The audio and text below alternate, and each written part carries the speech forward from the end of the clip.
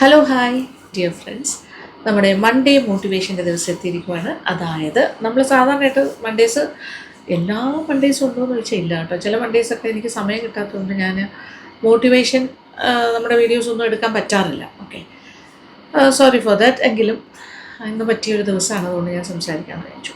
Just ഒന്നുമില്ല, കൂടുതൽ കാര്യങ്ങളൊന്നും പറയാനില്ല. നമ്മളെപ്പോഴും ചുറ്റും നടക്കുന്ന കാര്യങ്ങളെക്കുറിച്ച് ബോധവാന്മാരും ബോധവതികളുമായി മുന്നോട്ട് പോകണമെന്ന് മാത്രമേ ഉള്ളൂ. അപ്പോൾ നമ്മൾ എന്ത് കാര്യം ചെയ്യാൻ പോകണമെങ്കിലും ആൾക്കാരെ ക്രിട്ടിസൈസ് ചെയ്യുന്ന ഒരു ഭാഗം ഉണ്ടാവുമല്ലോ. അപ്പോൾ എനിക്ക് പറയാനുള്ള ഇത്രേ ഉള്ളൂ, നമ്മൾ അതൊന്നും മൈൻഡ് ചെയ്യേണ്ട ആവശ്യമില്ല. മൈൻഡ് ചെയ്യാതെ മുന്നോട്ട് പോയാൽ മാത്രമേ നമ്മൾ വിചാരിക്കുന്ന കാര്യങ്ങൾ നമുക്ക് എന്താണ് ആവശ്യം അത് നടത്തിക്കൊണ്ട് പോകാം. മറ്റുള്ളവർ എന്ത് പറയുന്നു എന്നുള്ളതൊരു വിഷയമേ അല്ല. അപ്പോൾ ഞാനിത് പറയാൻ കാര്യം എന്താ പറയുക, ഞാനിപ്പോൾ പലപ്പോഴും പറയും എനിക്ക് നെഗറ്റീവ്സ് ഒന്നും ഒരു വിഷയമേ അല്ലാത്ത കാര്യമാണെന്ന് പറയും. പക്ഷെ എല്ലാവർക്കും അങ്ങനെയല്ല. എല്ലാവരും ഒരു പക്ഷേ ഞാൻ പറയുന്ന പോലെ എന്നെ പോലെ അത്ര സ്ട്രോങ് ആയിട്ട് ചിലപ്പോൾ നെഗറ്റീവ്സ് വന്നാൽ ഒരു കുഴപ്പമില്ല എന്ന് പറയുന്നവരല്ല. ഞാൻ ശരിക്കും പറഞ്ഞാൽ ഒട്ടും ബോധമില്ല, എന്നെ അഫക്റ്റ് ചെയ്യാറേ ഇല്ല. പക്ഷെ എല്ലാവരും അങ്ങനെയല്ല. അതാണ് ഞാൻ പറയാൻ കാര്യം. അങ്ങനെ ആകണം. നമ്മളെ അഫക്റ്റ് ചെയ്യാത്ത രീതിയിലേക്ക് നമ്മുടെ മനസ്സിനെ കൊണ്ടുപോകണം. ആരെന്ത് പറഞ്ഞാൽ നമുക്കെന്താ, അത് നമ്മളെ ബാധിക്കുന്ന വിഷയമല്ലല്ലോ. ആണോ? നമ്മൾ കുറച്ച് കാര്യങ്ങളൊക്കെ ചെയ്യുന്ന ആൾക്കാരാണ് അല്ലേ. നമുക്ക് എന്തെങ്കിലുമൊക്കെ ചെയ്യണം എന്നുണ്ടാകും, നമുക്കൊരു ലക്ഷ്യമുണ്ടാകും, നമുക്ക് കുറേ ആഗ്രഹങ്ങളുണ്ടാകും, നമുക്ക് കുറേ ഫ്യൂച്ചറിനെ കുറിച്ചോ അല്ലെങ്കിൽ നമ്മൾ പോയിക്കൊണ്ടിരിക്കുന്ന കറണ്ട് സിനാറിയോയെക്കുറിച്ചോ ഒക്കെ നമുക്ക് എന്തൊക്കെയും പ്ലാൻസൊക്കെ ഉണ്ടാവില്ലേ. അത് മറ്റുള്ളവരെ ബോധ്യപ്പെടുത്തി അവരുടെയൊക്കെ പെർമിഷൻ വാങ്ങിച്ച് ചെയ്യണമെന്ന് വെച്ചാൽ നടക്കുന്ന കാര്യമാണോ? അല്ല. പിന്നെ നമുക്ക് ഒരു പരിചയമില്ലാത്ത റോഡിൽ കൂടെ പോകുന്നവർക്ക് വരെ നമ്മളെ ഇങ്ങനെ കുട്ടിയിട്ട് പോകണം എന്നുണ്ടെങ്കിൽ കുട്ടിക്കൊണ്ട് പോട്ടെ. ഓക്കെ, എന്തും പറയാം, ആരെയും പറയാം. ഇപ്പോൾ സോഷ്യൽ മീഡിയ അങ്ങനെയാണല്ലോ. സോഷ്യൽ മീഡിയയിൽ എല്ലാവരും വന്ന് ആരെയും എന്തും പറയുന്നൊരു അവസ്ഥയിലൂടെ പോയിക്കൊണ്ടിരിക്കും. പക്ഷെ അതൊന്നും മൈൻഡ് ചെയ്യേണ്ട കാര്യമില്ല. ഓക്കെ, പറയുന്നവർ പറയട്ടെ. നിങ്ങൾ നിങ്ങളുടെ ജോലിയുമായിട്ട് മുന്നോട്ട് പോവുക. അത് തന്നെയാണ് എനിക്ക് പറയാനുള്ളത്. അപ്പം ഞാൻ അങ്ങനെയാണ്. അതുകൊണ്ട് തന്നെ നിങ്ങളും അങ്ങനെ ആകണമെന്ന് ഞാൻ ആഗ്രഹിക്കുന്നു. കാര്യം അതുകൊണ്ട് പ്രത്യേകിച്ച് ഒന്നും കിട്ടാനില്ല. കാര്യം നമുക്കൊരു നെഗറ്റീവ് എനർജി മാത്രമേ ഉള്ളൂ. നമ്മൾ അതിനെക്കുറിച്ച് ബ്രൂഡ് ചെയ്യാതെ നമ്മൾ ആലോചിച്ചുകൊണ്ടിരിക്കുക. നമ്മളെ അത് എഫക്റ്റ് ചെയ്ത് കഴിഞ്ഞാൽ നമ്മുടെ പല കാര്യങ്ങളും മുടങ്ങും. നമുക്ക് നമ്മുടെ ഒരു റെഗുലറായിട്ട് നമുക്ക് ചെയ്യാൻ പറ്റുന്ന കാര്യങ്ങളൊന്നും ചെയ്യാൻ പറ്റില്ല. നമുക്കൊരു മൂഡിയാവും.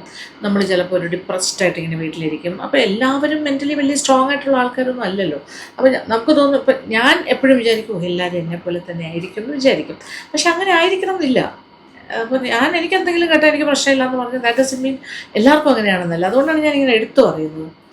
അങ്ങനെ അല്ല. പക്ഷെ നിങ്ങൾ നിങ്ങളുടെ മനസ്സിനെ അത് പഠിപ്പിച്ചെടുക്കുക. അതായത് നമ്മൾ ആരെന്ത് പറഞ്ഞാലും കുലുങ്ങാതിരിക്കുക.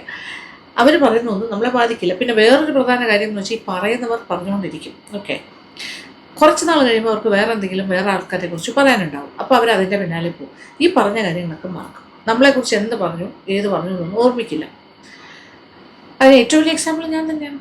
ഓക്കെ, അതായത് ഒരു സമയത്ത് കോളേജിൻ്റെ ഇഷ്യൂസൊക്കെ നടക്കുന്ന സമയത്ത് എന്നെ നെഗറ്റീവ് പറയാത്ത ആരുമില്ല. ഒരു പക്ഷേ പോസിറ്റീവ് പറയാൻ ആൾക്കാരുണ്ടായിരുന്നിരിക്കും. പക്ഷെ ആരും പുറത്തോട്ട് വരുന്നില്ലല്ലോ. അങ്ങനെ വന്ന് പറയാനുള്ളൊരു ധൈര്യം ആർക്കുമില്ല.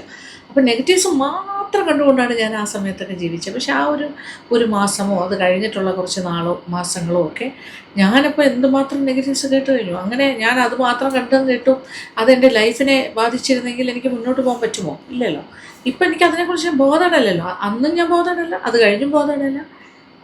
ഓക്കെ, കുറച്ച് എഫക്റ്റ് ചെയ്യുന്നുണ്ടാവും. പക്ഷേ എങ്കിലും ഡീപ്പായിട്ടുള്ളൊരു എഫക്റ്റിങ് എനിക്ക് ഉണ്ടായിട്ടില്ല. അപ്പോൾ ഞാൻ അങ്ങനെ നിന്നതുകൊണ്ട് എന്ത് പറ്റി, ഇപ്പം അങ്ങനെ പറഞ്ഞവർ പോലും മാറ്റി പറയുന്നൊരവസ്ഥയാണ് ഞാനിപ്പോൾ കാണുന്നത്. ഒത്തിരി പേര് അന്ന് എന്നെക്കുറിച്ച് അറിയാത്തവർ വരെ എന്തൊക്കെ പറഞ്ഞു. എന്നെ അറിയുന്നവരും പറഞ്ഞു, അറിയാത്തവരും പറഞ്ഞു, ഏറ്റവും സ്നേഹിച്ചവരും പറഞ്ഞു, കൂടെ നടന്നവരും പറഞ്ഞു. പക്ഷേ ഇപ്പോൾ അവർക്കൊന്നും പറയാനായിട്ടൊന്നുമില്ല. കാര്യം public is saying A different story. അതുകൊണ്ട് തന്നെ ഇപ്പോൾ കമൻറ്റ് ബോക്സിലൊക്കെ വന്ന് നല്ല വാക്കുകളൊക്കെ എന്നെക്കുറിച്ച് ആരെങ്കിലും പറയുകയാണെങ്കിൽ ആ പഴയ എന്നെ ഇഷ്ടമില്ലാത്ത നെഗറ്റീവ് പറയാൻ ആഗ്രഹിക്കുന്ന കുറച്ച് പേരെങ്കിലും അത് കാണുന്നുണ്ടാവുമല്ലോ.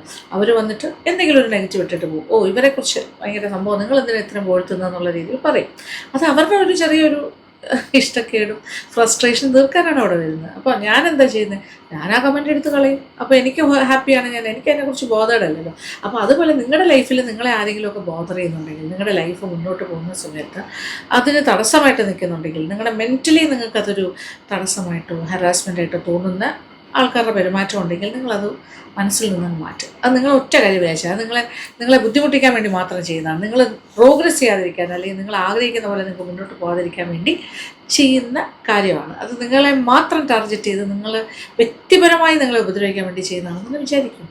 അത് നിങ്ങളുടെ സുഹൃത്തുക്കളല്ല, അത് നിങ്ങളുടെ ശത്രുക്കളാണ്, നിങ്ങളുടെ വെൽവിഷേഴ്സ് അല്ല. നിങ്ങളെ ഉപദ്രവിക്കാൻ വേണ്ടി മാത്രം വിചാരിക്കുന്നവരാണ്. ഇനി അവരെ സാറ്റിസ്ഫൈ ചെയ്യേണ്ട ആവശ്യം നമുക്കുണ്ടോ? അവരാഗ്രഹിക്കുന്നത് എന്താണ്?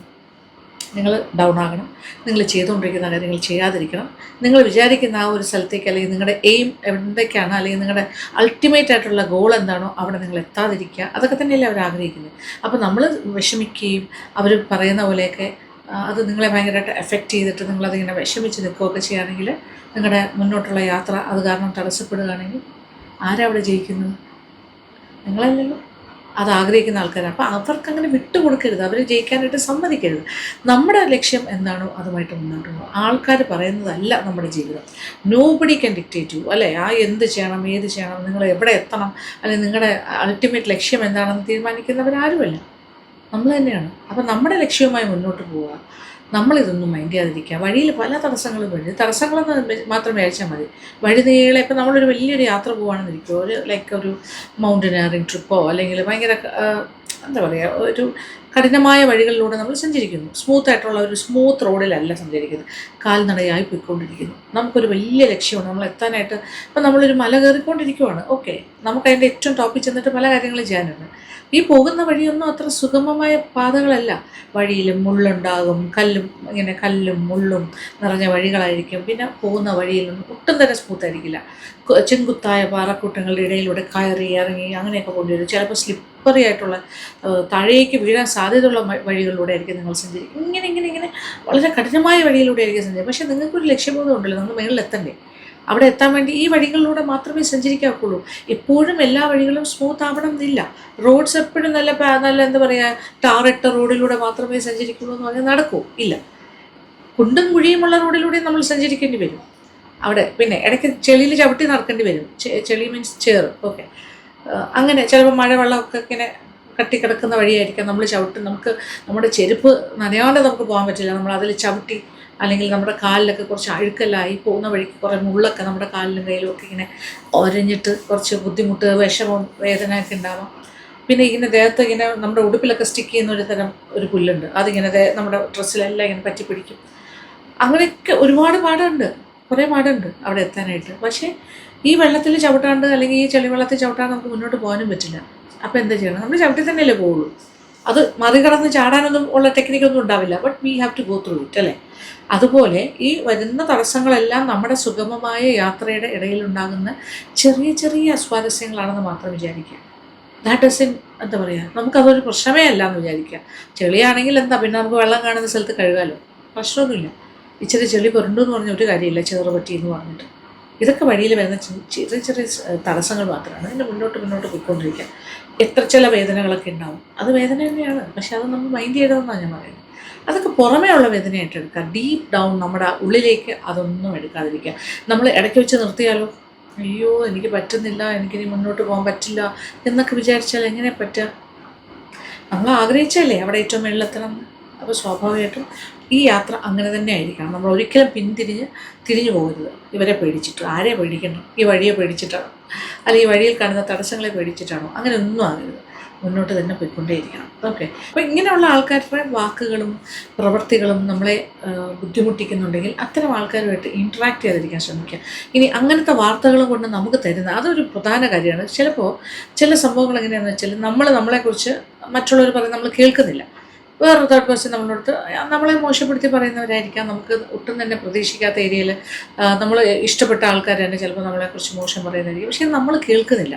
നമ്മുടെ മുന്നേ വെച്ചല്ല പറയുന്നത്, നമ്മളുടെ കാതിൽ ഇത് എത്തുന്നില്ല. പക്ഷെ നമ്മളിലേക്ക് അത് കൊണ്ടുതരുന്ന ചില ആൾക്കാരുണ്ടാവും, തേർഡ് പേഴ്സൺസ്. അവർ വലിയ വെൽവിഷേഴ്സായിട്ടാണ് വരുന്നത് എന്നിട്ട് അവർ വന്ന് പറയും, അയ്യോ ഇങ്ങനൊരു സംഭവം നടന്നു, ആ ആൾ തന്നെക്കുറിച്ച് ഇങ്ങനെ പറഞ്ഞു, കഷ്ടമായിപ്പോയി കേട്ടോ, അങ്ങനെയൊന്നും പറയാൻ പാടില്ലല്ലോ, എന്തിനാണ് പറഞ്ഞത് എന്നൊക്കെ പറഞ്ഞ് നമ്മളെ ഫേവർ ചെയ്തിട്ട് മറ്റേ ആൾ പറഞ്ഞതായിട്ട് വന്ന് പറയും. അത്തരം ആൾക്കാരെ എന്താ ചെയ്യേണ്ടത്? അവർ നമ്മുടെ വെൽവിശ്വാസമാണെന്ന് തോന്നുന്നുണ്ടോ? അവരത് നമ്മളിലേക്ക് എന്തിനാണ് കെയർ ചെയ്യുന്നത്? അത് നമ്മുടെ മനസ്സ് വിഷമിപ്പിക്കാൻ തന്നെയല്ലേ. ഒരു പക്ഷേ മറ്റാളത് പറഞ്ഞിട്ടുണ്ടാവോ ഇല്ലെന്ന് പോലും നമുക്കറിയില്ല. മേ ബി ഇതൊരു ക്രിയേഷനും ആവാം, അവർ തന്നെ ക്രിയേറ്റ് ചെയ്ത് കൊണ്ടുവരുന്നൊരു സാധനമാകാം. അല്ലെങ്കിൽ നമ്മുടെ മനസ്സിനെ വിഷമിക്കാം. മറ്റേ തേർഡ് പേഴ്സൺ അപ്പോൾ ഈ കൊണ്ടുവരുന്ന ആൾ പറയുന്നത് നമ്മൾ വിശ്വസിച്ചിട്ട് ആ ആളോട് പറഞ്ഞു എന്ന് പറയുന്ന ആളോട് നമുക്ക് വെറുപ്പുണ്ടാകാം, ദേഷ്യം ഉണ്ടാകാം, വിദ്വേഷം ഉണ്ടാകാം. അതേ സമയം നമ്മുടെ മനസ്സ് വിഷമിക്കുകയും ചെയ്യും. നമുക്കൊരു പീസ് ഓഫ് മൈൻഡും കിട്ടില്ല. ഈ വന്ന് പറഞ്ഞ ആൾ വിചാരിച്ച കാര്യം നടന്നു അല്ലേ. അപ്പോൾ ആ ആൾ എന്താണോ പറയുന്നത് നമ്മൾ മൈൻഡ് ചെയ്യാനേ പാടില്ല. അതൊന്നും ശരിയല്ല. അല്ലെങ്കിൽ നമ്മൾ നേരിട്ട് കേൾക്കാത്ത ഒരു കാര്യം നമ്മൾ ശ്രദ്ധിക്കേണ്ട ആവശ്യമില്ല. അത് ഇറ്റ്സ് എ മെയിൻ പോയിന്റ്. അതുകൊണ്ട് അതും നമ്മൾ മൈൻഡ് ചെയ്യരുത്. അപ്പോൾ ഇത്തരം വെൽവിഷേഴ്സിനെയും അകറ്റി നിർത്തുക.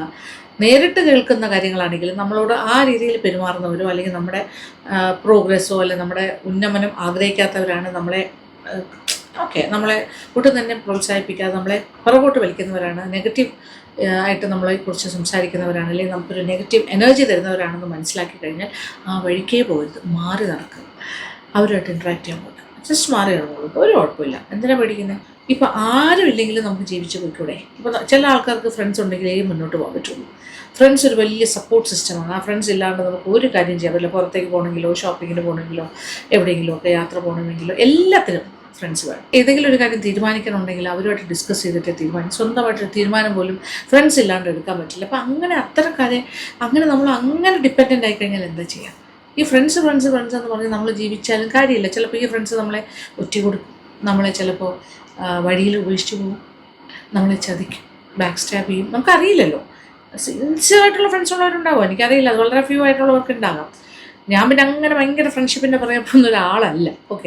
അതുകൊണ്ട് എനിക്ക് കംഫർട്ടബിളാണ് ഞാൻ എന്നുള്ള വ്യക്തി. ഞാൻ അങ്ങനെ ഫ്രണ്ട്സ് എന്ന് പറഞ്ഞ് ഓടി നടക്കുന്നത്. എല്ലാവരുമായിട്ടും ഒരു നല്ല റിലേഷൻ മെയിൻറ്റെയിൻ ചെയ്യുന്ന ആളാണ്. ഒരു ഹൈ ബൈ, കൂടുതൽ അവർക്ക് എന്തെങ്കിലും എന്നെ കൊണ്ട് ആവശ്യമുണ്ടെങ്കിൽ ചോദിച്ചാൽ ഞാൻ സഹായിക്കുന്ന ഒരാളാണ്. തിരിച്ച് പക്ഷേ ആരുടെയും സഹായം ഞാൻ ഇങ്ങോട്ട് കൂടുതലായിട്ട് പറ്റുന്നിടത്തോളം ഒരു എന്താ പറയുക, ഒരു ഓബ്ലിഗേഷൻ ഉണ്ടാക്കാൻ ആഗ്രഹിക്കുന്ന ആളല്ല. ഞാൻ എൻ്റെ വഴിക്ക് എൻ്റെ ജോലി, എൻ്റെ കാര്യങ്ങൾ. അപ്പോൾ നമുക്ക് തോന്നും സെൽഫിഷാണോ? സെൽഫിഷ്നെസ് അല്ല. ഞാൻ എൻ്റെ ജോലിയിൽ കോൺസെൻട്രേറ്റ് ചെയ്യുന്ന ഒരാളാണ്. ഞാൻ എൻ്റെ കാര്യങ്ങളുമായി മുന്നോട്ട് പോകുന്നതാണ്. മറ്റുള്ളവരെ സഹായിക്കണമെന്ന് എന്നോട് ആവശ്യപ്പെടുകയോ അല്ലെങ്കിൽ എനിക്ക് തന്നെ ഫീൽ ചെയ്ത് എനിക്ക് സഹായം കൊടുക്കണമെന്ന് തോന്നുന്ന ഏരിയയിൽ ഞാൻ സഹായിക്കാറുണ്ട്. പക്ഷേ ജനറലി സ്പീക്കിംഗ് ഞാൻ ആരിലും ഡിപ്പെൻഡൻ്റ് ആയിട്ടുള്ള ഒരാളല്ല. അതുകൊണ്ട് എനിക്ക് ഒരുപാട് ഗുണമാണ് ഉണ്ടായിട്ടുള്ളതാണ് എനിക്ക് ഫീൽ ചെയ്യുന്നത്.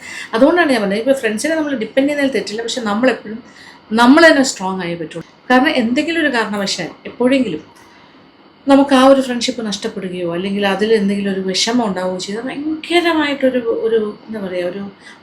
എന്താ പറയുക ബാക്ക്ലാഷ് പോലെ. അതായത് നമുക്ക് പിന്നെ പിടിച്ചു നിൽക്കാൻ പറ്റില്ല, നമുക്ക് ഉയർത്തെഴുന്നേറ്റ് വരാൻ പറ്റില്ല, നമ്മൾ പുറകോട്ട് അങ്ങോട്ട് പോകും. നമ്മൾക്ക് എൻ്റെ ദൈവമേ എന്ന് പറഞ്ഞിട്ട് വല്ലാത്തൊരവസ്ഥയിലേക്ക് പോകും.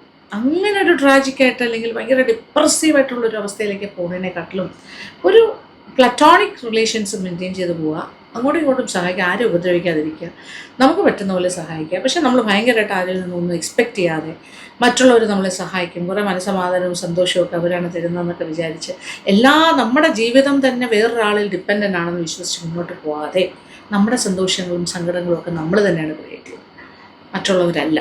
അതാണ് ആദ്യം വിചാരിക്കേണ്ട ഒരു കാര്യം. ആരുമല്ല. അതുകൊണ്ട് വേറൊരാൾ വന്ന് നമ്മളെ വിഷമിപ്പിക്കാൻ നോക്കിയാലും നമ്മൾ വിഷമിക്കില്ല, അത് മൈൻഡ് ചെയ്യാതിരുന്നാൽ മതി. പിന്നെ വേറൊരാൾ വന്ന് നമുക്ക് കുറേ ഹാപ്പിനെസ് തന്നാലും ആ ഹാപ്പിനെസ് കണ്ടിട്ട് നമ്മൾ മതിമറക്കാനും പാടില്ല. അതൊക്കെ നൈമിഷികമാണ്. നമുക്ക് ഹാപ്പിനെസ് വരുമ്പോൾ നമ്മളാണ് ക്രിയേറ്റ് ചെയ്യുന്നത് നമ്മുടെ ഹാപ്പിനെസ്സും സന്തോഷങ്ങളും സങ്കടങ്ങളും.